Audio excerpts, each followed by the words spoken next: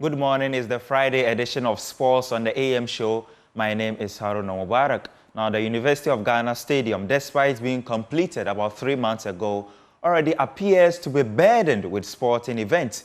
The facility has hosted over 10 activities, raising concerns about the maintenance of the infrastructure and its long-term durability. Now, my colleague Daniel Cranton has the rest of the story.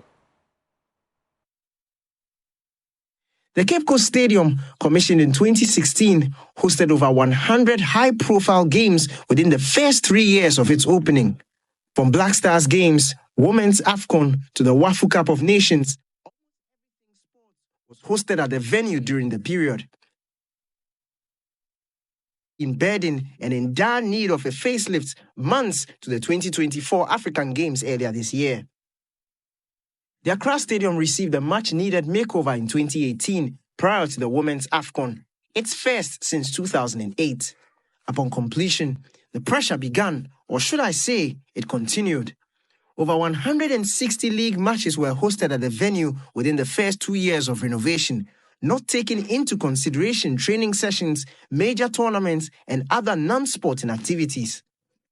With Cape Coast and Accra slowly deteriorating and deemed not fit for purpose, Ghana found a new love just in time for the 2022 FIFA World Cup playoff game against Nigeria. A new-look Baba Yara Sports Stadium, which had been closed down for over a year for renovation works. The edifice has now played host to over 50 league games since its reopening, including Black Stars home matches. All this with very little maintenance works being done. The country's knack for using and dumping sporting infrastructure in favor of a newer edifice is an attitude Uncle Joe from the famed Ghanaian sitcom Sun City would be proud of. The newest in this seemingly unending cycle of abuse is the University of Ghana Stadium. Commissioned earlier this year for the African Games, the facility has already begun to attract event organizers. At just 2.5 months old, the University Stadium has already hosted 14 football games, which include the African Games and the WAFU Under-17 Championships, as well as track and field competitions. The MTN FA Cup, which features 2 Brongahafo-based clubs, has been scheduled for the University Stadium in Accra, just a week after the WAFU Under-17 competition is completed. However, Director of Sports at the University of Ghana, Dr. Bello Butugu, whose office is in charge of the maintenance of the facility, assures it will not suffer the same fate as all the other sporting infrastructure. And you know, one of the major issues we have in Ghana is maintenance. Not only in sporting facilities, in fact, in the literature they keep talking about sporting facilities and public facilities, but even private ones. We build homes, we get rooms, after some years we don't maintain, we have the same thing every time. So then let me tell you one thing, proven empirically, ascertained and manifested in literature, etc., that in this part of the world especially, but generally, right, sporting facilities are best maintained when they are in educational institutions. And that is why the University of Ghana is going to prove to the whole world, especially Ghanaians, the University of Ghana is able and capable, knows the difficulties and has the wherewithal to get this stadium to a level where we say, yes, excellent maintenance and sustainability. And there is a concept that has been prepared. And I believe that in a few years we'll look back and say, fantastic, the best decision ever. The fact is, we have heard such promises before in the past, and that did not stop the inevitable. But as American author Brandon Sanderson said, words are where most change begins. We can only hope that this is where the country turns over a new leaf. And again, the University of Ghana Stadium will serve as the training venue for the Black Stars as they prepare for the World Cup Qualifiers against Mali and the Central African Republic. Now, majority of the players have arrived in the country, including Thomas Partey, Jordan Ayew, Mohamed Kudus, and Kamaldeen Sulemana. The team will train for the next 5 days before departing for Bamako for the first encounter against Mali on June 6.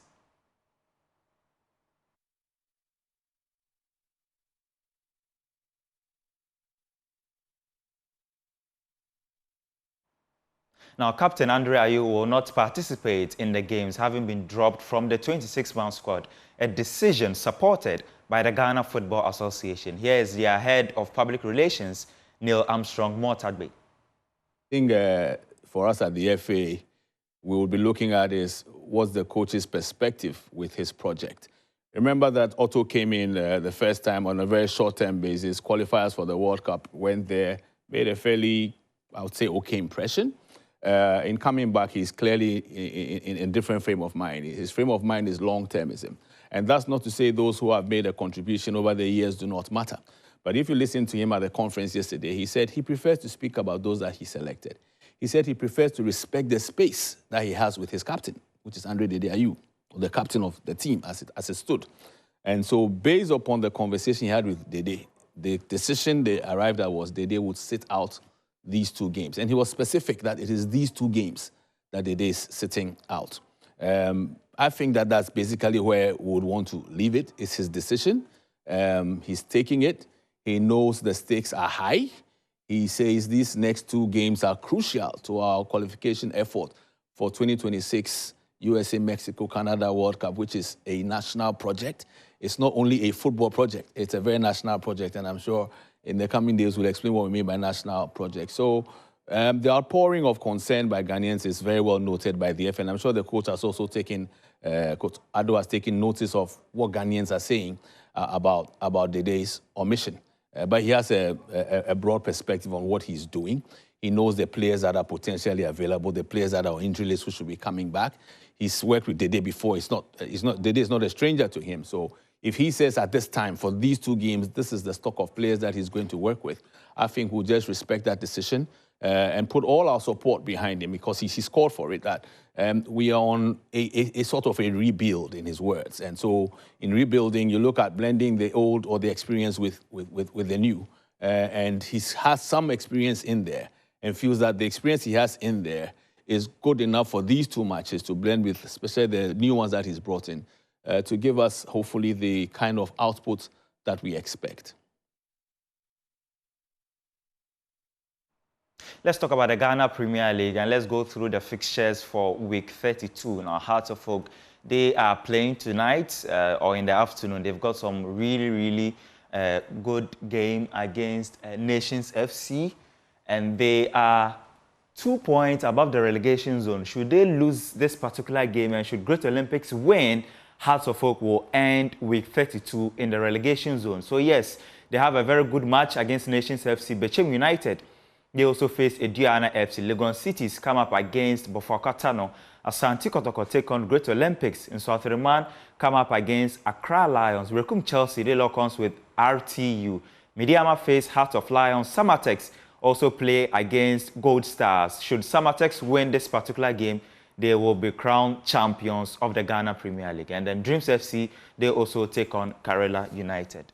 That's your sport on the AM show. My name is Haruna Mubarak. The show continues right after this.